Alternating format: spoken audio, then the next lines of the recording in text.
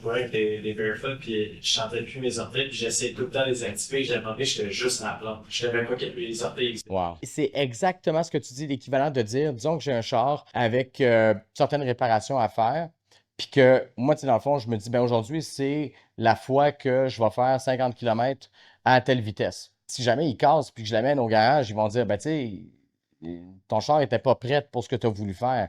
Le problème avec les gens qui font de la course à pied, c'est que peu importe où ils sont rendus dans comment que leur corps est capable de faire X ou Y, sur leur petit crise de calendrier, c'est écrit qu'il faut qu'ils courent aujourd'hui 25 km à telle vitesse. Quand tu es rigide de même, à un moment donné, ben va te péter à gueule, là. Tu sais, ton corps, moi après ça, je ne sais pas ce qu'il est capable de faire ou pas, mais c'est sûr qu'il va te le dire. C'est de moduler le volume en conséquence avec ce qu'ils peuvent faire. Combien écoute? Aucun. Quand ils vont être morts, ils vont plus courir. Puis encore, j'ai des doutes. Ben, Luc Poirier, ce matin, j'ai de la difficulté à marcher. Pensez-vous que c'est arrivé du jour au lendemain?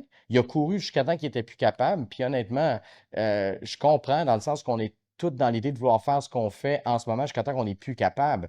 Mais après ça, c'est sûr que d'un point de vue de gestion, moi, comme professionnel, c'est compliqué parce que on ferait ça avec une voiture, on se trouverait tous vraiment imbéciles, là.